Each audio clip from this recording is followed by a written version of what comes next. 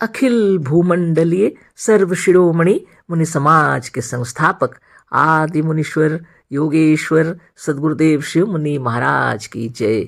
उपस्थित मुनि वृंद, साधु सज्जन वृंद, संत वृंद, साधक वृंद, आध्यात्म ज्ञान के जिज्ञासुओं और प्रेमियों, सभी श्रोता वृंद, आप सभी को मेरा कोटिशः नमन, सप्रेम जय जीव। तो आध्यात्मिक चर्चा चल रही है और हम लोग सदगुरुदेव शिव मुनि महाराज रचित ग्रंथ ईशावास्यो उपनिषद का निष्पक्ष भाष्य के अंतर्गत हम लोग अध्याय 1 पर चर्चा कर रहे हैं, है ना। ईशावास्यो उपनिषद अथवा यजुर्वेद का 40वां अध्याय और उसी के अंतर्गत छोटा शीर्षक दिए हैं गुरुदेव, सारे संसार में और सब में एक ही ईश्वर या एक ही जीव नहीं है। इसको बहुत सुंदर समझा दिए और इसी संदर्भ में आगे हम लोग चर्चा करेंगे कि आज समाजियों के गुरु स्वामी दयानंद ने इस मंत्र का कैसा अर्थ किया है, उसी को गुरुदेव लिख रहे हैं, है ना। पहले हम लोगों को बतलाए गुरुदेव कि जो भी भाष्य किया गया है, जो टीकाकार हैं उनमें से अभी स्वामी दयानंद जी क्या कह रहे हैं उसको सुनते हैं। और मंत्र है ईशावास्यं मिदं सर्वं यत् किंच जगत्यांग जगत तेन त्यक्तेन भुंजी था माँ गृधः कस्य स्विद्धनम। तो इसी पर चर्चा हो रही है और स्वामी दयानंद जी ने इसका क्या कहा इस पर इसमें लिखे हैं स्वामी दयानंद जी, जो मनुष्य ईश्वर से डरते हैं कि यह हमको सदा सब ओर से देखता है, यह जगत ईश्वर से व्याप्त और सर्वत्र ईश्वर विद्यमान है, इस प्रकार व्यापक अंतर्यामी परमात्मा का निश्चय करके भी अन्याय के आचरण से किसी का कुछ भी द्रव्य ग्रहण नहीं किया चाहते, वह धर्मात्मा होकर इस लोक के सुख और परलोक में मुक्ति रूप सुख को प्राप्त करके सदा आनंद में रहें। यजुर्वेद भाष्य से। तो सदगुरुदेव यहाँ पर दयानंद सरस्वती जी जो लिखे हैं उसको यहाँ लिख दिए हैं। तो दयानंद सरस्वती जी भाष्य किए हैं ईशावास्यं मिदं सर्व यत् किंचन जगत्यांग जगत तेन त्यक्तेन भुंजी था माँ गृधः कस्य स्विद्धनम। इसका अर्थ वो बतला रहे हैं दयानंद जी, जो मनुष्य ईश्वर से डरते हैं, जो मनुष्य ईश्वर से डरते हैं कि यह हमको सदा सब ओर से देखता है, ऐसा डरते हैं वो कि ईश्वर हमको सब ओर से देखता है, ऐसा समझते हैं जो लोग ईश्वर से डरते हैं और सोचते हैं कि ईश्वर सब ओर से हमको देखता है, यह जगत ईश्वर से व्याप्त और सर्वत्र ईश्वर विद्यमान है, और यह जगत ईश्वर से ही व्याप्त है और सर्वत्र ईश्वर विद्यमान है। इस प्रकार व्यापक अंतर्यामी परमात्मा का निश्चय करके भी, इस प्रकार व्यापक जो अंतर्यामी परमात्मा है निश्चय करके भी अन्याय के आचरण से किसी का कुछ भी द्रव्य ग्रहण नहीं किया चाहते, किसी का कुछ भी द्रव्य ग्रहण नहीं किया चाहते, अन्याय से वह धर्मात्मा होकर इस लोक के सुख और परलोक में मुक्ति रूप सुख को प्राप्त करके सदा आनंद में रहें। यह यजुर्वेद भाष्य से लिखा हुआ है। आगे गुरुदेव क्या कह रहे हैं, स्वामी दयानंद ने तो शायद यह सोच रखा था कि आगे उनके बाद अब कोई संस्कृत का जानने वाला भारत में भी नहीं होगा, जो चाहा जिस मंत्र का जो अर्थ कर दी। सदगुरुदेव कह रहे हैं स्वामी दयानंद ने शायद ऐसा सोच रखा था कि उनके बाद शायद भारत में भी और संस्कृत का जानने वाला और कोई नहीं होगा और कोई नहीं आएगा, है ना। इसलिए जो चाहा मंत्र का अर्थ कर दिए। हाँ, इनके अर्थ से, मंत्र के शब्दों के अर्थ से कोई मतलब नहीं है। इन्होंने जो अर्थ किया है इसमें और उस मंत्र के शब्दों के अर्थ में कोई बराबरी नहीं, कोई मंत्र का अर्थ पता ही नहीं चलता, है ना। इस तरह से लिखे हैं। इनके अर्थ से, मंत्र के शब्दों के अर्थ से कोई मतलब ही नहीं। ईश्वर से डरने वालों की प्रशंसा की है, पर देखा यह जाता है कि पंडा, पुजारी, पादरी और मुल्ला, मौलवी और सेठ लोग जो ईश्वर से लोगों को डरवाते हैं, वही सबसे अधिक ढोंग रचकर पाप करते और दूसरों के धन का अपहरण करते हैं। आप ही सोच लीजिए। सदगुरुदेव जो लिखे हैं, हाँ, कि ईश्वर से डरने की बात यहाँ की है। जो ईश्वर से डरते हैं उनकी खूब प्रशंसा किए हैं, लेकिन जगत में क्या देखा जाता है? जितना पंडा, पुजारी, पादरी, मुल्ला, मौलवी, सेठ लोग जो ईश्वर से लोगों को डरवाते हैं, वही सबसे अधिक ढोंग रचकर पाप करते और दूसरों के धन का अपहरण करते हैं। आप ही सोच लीजिए। इनका सिद्धांत ही है कि राम नाम जपना, पराया माल अपना। मालूम पड़ता है इनका सिद्धांत यही है कि राम नाम जपना, पराया माल अपना, यानी ईश्वर का नाम में धोखाधड़ी करते रहते हैं। अब अपने को सनातन धर्मी मानने वाले गीता प्रेस ने उपनिषद अंक में इस मंत्र का क्या अर्थ किया है उसे भी देख लें।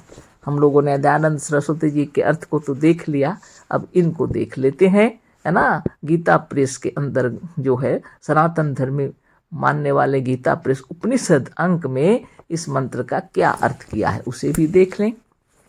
इसमें लिखा है, अखिल ब्रह्मांड में जो कुछ भी ब्रैकेट में जगत, जड़ चेतन स्वरूप जगत है, यह समस्त ईश्वर से व्याप्त है। 3 ब्रैकेट में है, उस ईश्वर को साथ रखते हुए त्याग पूर्वक भोगते रहो, इसमें आसक्त मत हो। धनम मने ब्रैकेट में है, धन भोग्य पदार्थ किसका है, अर्थात किसी का भी नहीं है। इस तरह से लिखा है, बताइए। और एक बार पढ़ देते हैं, अखिल ब्रह्मांड में जो कुछ भी जड़ चेतन स्वरूप जगत है, यह समस्त ईश्वर से व्याप्त है, उस ईश्वर को साथ रखते हुए त्याग पूर्वक भोगते रहो, इसमें आसक्त मत हो। धन भोग्य पदार्थ किसका है, अर्थात किसी का भी नहीं है। यह है उसका अर्थ, बताइए। अब गुरुदेव क्या कह रहे हैं, धन किसी का नहीं है, यह मोटे मोटे सेठ लोगों का अवश्य है।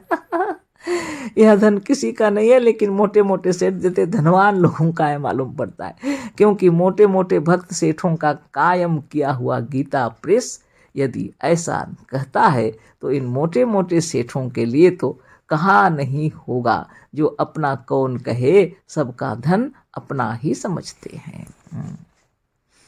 देखिए, बात तो विचित्र है। जब धनवान लोग खड़े नहीं होंगे तो कोई गीता प्रेस कैसे खुलेगा? तो मोटे मोटे सेठ मारवाड़ी जैसे हों और बड़े बड़े धनवान लोग मिलकर गीता प्रेस को खड़ा किए, सनातन धर्मी।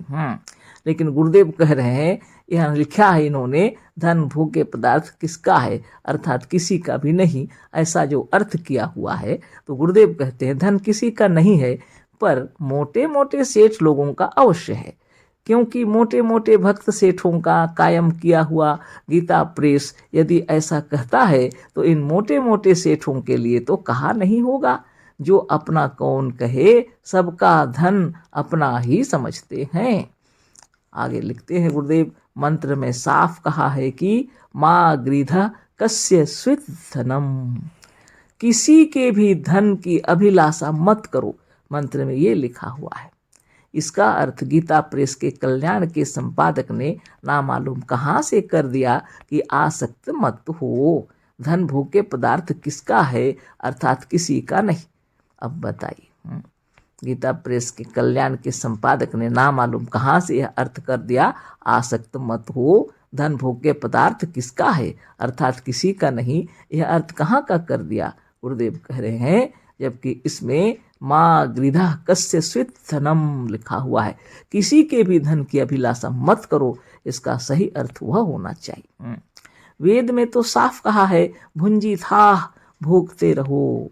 वेद में तो साफ साफ कहा है, भुंजी था भोगते रहो, पर किसी दूसरे का धन नहीं, अपनी कमाई का अपना धन अवश्य भोगो।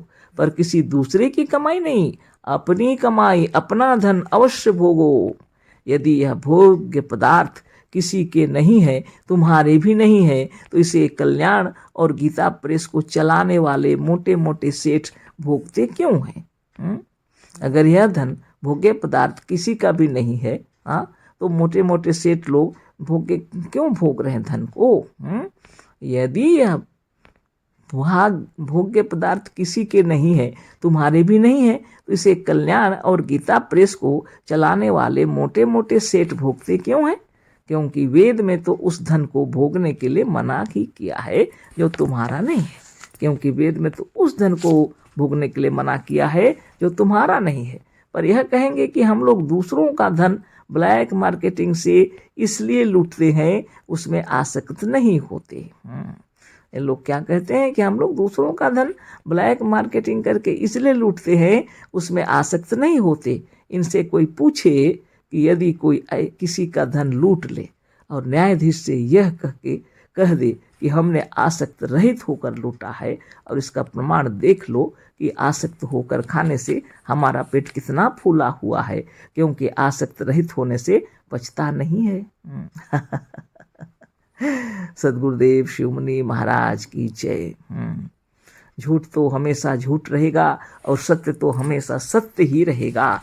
गुरुदेव के कहने का मतलब है, कोई यदि कहे हम तो धन इसलिए लूटते हैं या ब्लैक मार्केटिंग करके लूट रहे हैं क्योंकि हम आसक्त नहीं हैं, तो इनसे पूछे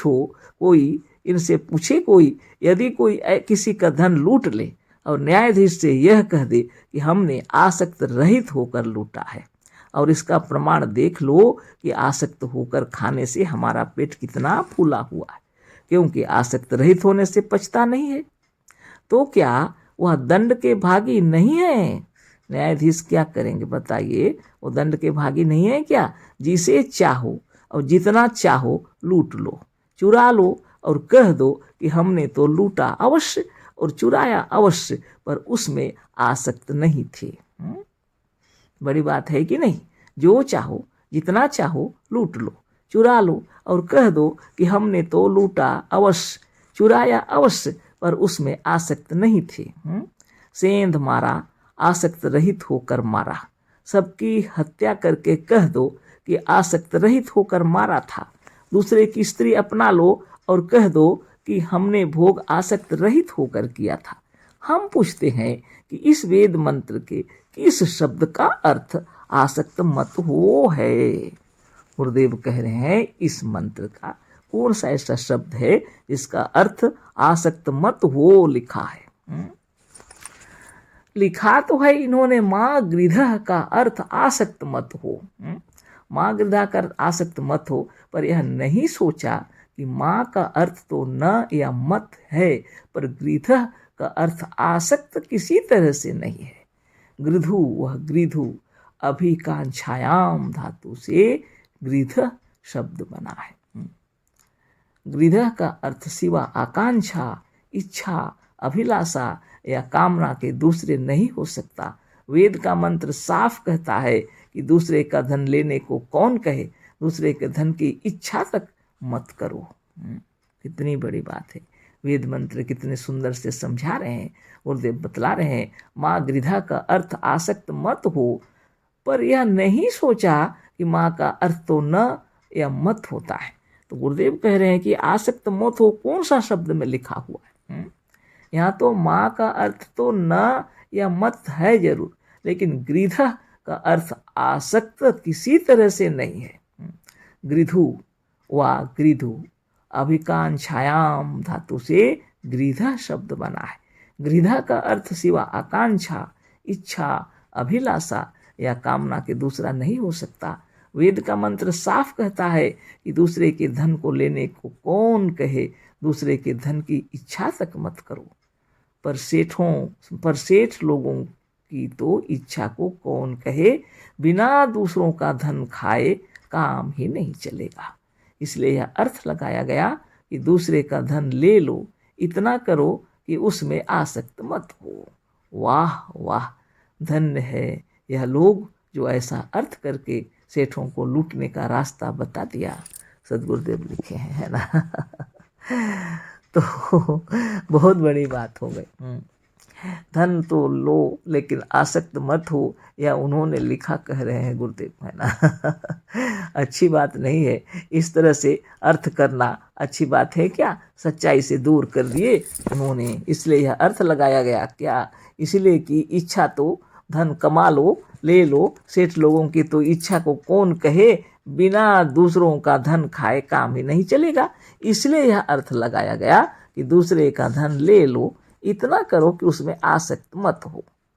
वाह वाह, धन्य है यह लोग, गुरुदेव लिखे हैं, जो ऐसा अर्थ करके सेठों को लूटने का रास्ता बता दिया। जगत का अर्थ जड़ चेतन दोनों कर दिया। हम इनसे पूछते हैं कि क्या जड़ भी चलता फिरता है? जगत का अर्थ भी इन्होंने जड़ चेतन दोनों कर दिया। गुरुदेव कह रहे हैं हम इनसे पूछते हैं क्या जगत भी चलता फिरता है?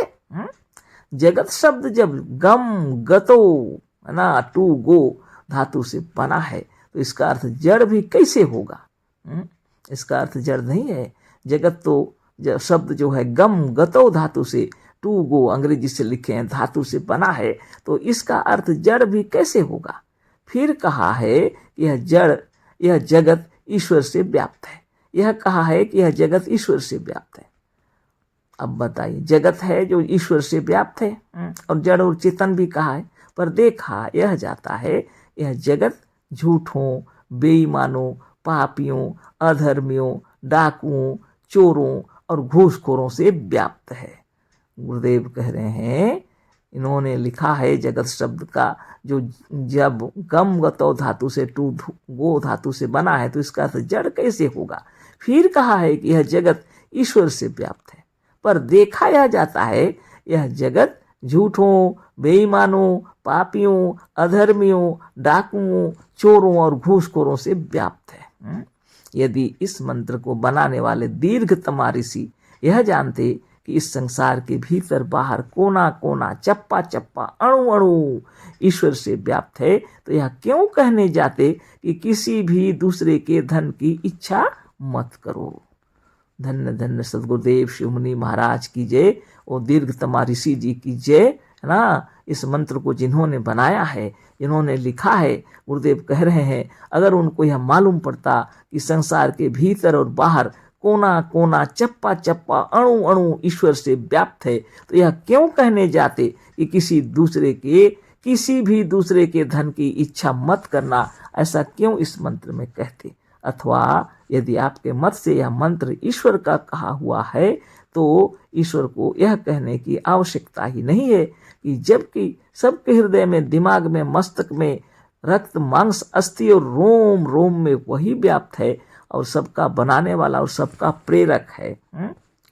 सुनु खगेश नहीं कछु ऋषि दूषण, उर प्रेरक रघुवंश विभूषण। इस तरह से रामायण कांड इस समय लिखा हुआ है। तो अभी तो बहुत समय हो गया, कल इस पर फिर से पुनः चर्चा करेंगे। अशेष धन्यवाद, कोटिशः नमन, सप्रेम जय जीव। सद्गुरुदेव शिवमुनि महाराज की जय।